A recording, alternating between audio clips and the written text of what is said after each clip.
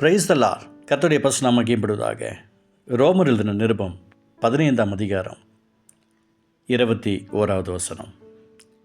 நான் மற்றொருவனுடைய அஸ்திபாரத்தின் மேல் கட்டாதபடிக்கு கிறிஸ்துவனுடைய நாமம் சொல்லப்பட்டிராத இடங்களில் சுவிசேஷத்தை அறிவிக்கும்படி நாடுகிறேன். எனக்கு பிரியமானவர்களே, இயேசுவுடைய அழகான ஒரு வார்த்தை சொல்லுகிறது. இன்றைக்கி நிறைய இடத்துல மற்ற சபைக்கு போகிறவங்கள கூட்டத்துக்கு அழைச்சிக்கிறாங்க. ஒரு மீட்டிங் நடத்துகிறாங்க. அந்த மீட்டிங் நடத்துகிறதுக்கு மற்ற சபைகள் இருக்கிற 2 பேர் 3 பேர், ஒரு 10 சபையிலேருந்து ஒரு 30 பேர் 40 பேர் சேர்ந்து மீட்டிங் நடத்தணும்னு ஒரு சந்தோஷப்பட்டுக்கிறாங்க. இந்த அவல நிலை நமக்கு இருக்கக்கூடாது. மற்ற சபையில் இருக்கிற ஜனங்களை கூட்டிகிட்டு வந்து நம்ம மீட்டிங் நடத்தணும்னு சொல்லிட்டு அந்த அசிங்கத்தில் இதுக்கப்புறம் ஈடுபடவும் கூடாது. இயேசுவோடைய நாமத்துக்காக நான் சொல்கிறேன்.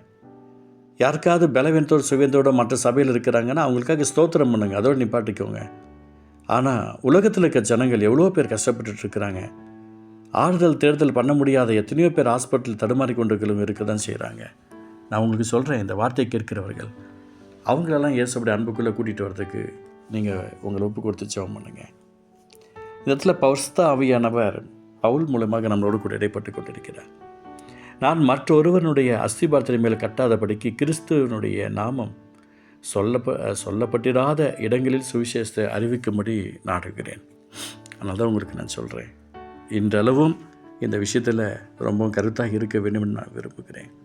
அதனால் உங்களுக்கு நான் சொல்லுகிறேன், எனக்கு பிரியமான சகோதரனே சகோதரியே, தேவ திட்டத்தை நிறைவேற்றுவதற்கு நாம் ஆயத்தமாக இருக்க வேண்டும். நம்முடைய கூட இருக்கிற எல்லா கூட்டத்தையும் ஆயத்தப்படுத்தவும் ரெடியாக இருக்கணும்.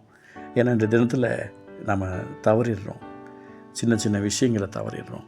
இயேசுவின் நாமத்தில் அவங்களுக்கு நான் சொல்கிறேன், தயவு கூர்ந்து மனம் திரும்புதல் இருக்கட்டும்.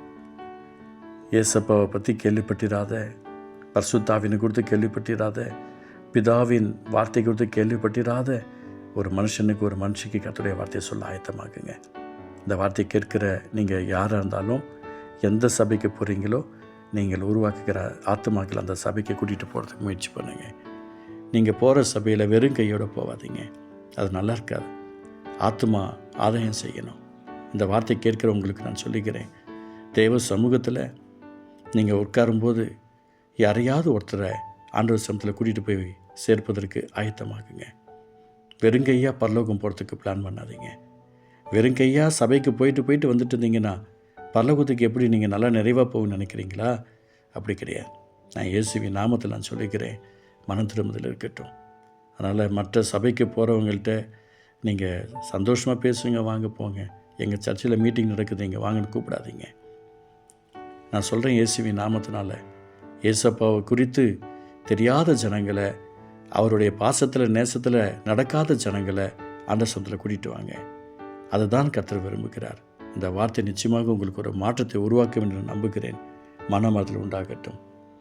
அதனால் கிறிஸ்துவனுடைய நாமம் சொல்லப்பட்டிராத இடங்களில் சுவிசேஷத்தை அறிவிக்கும்படி நாடுகிறேன் என்ற வார்த்தையின் பிரகாரமாய் அப்பா, இந்த வார்த்தை கேட்கிற ஒவ்வொருத்தருக்குள்ளும் ஒரு மாற்றம் உண்டாகட்டும்ப்பா. கிருபை தாங்கட்டும். இயேசு நல்ல பிதாவே. ஆமென். ஆமென்.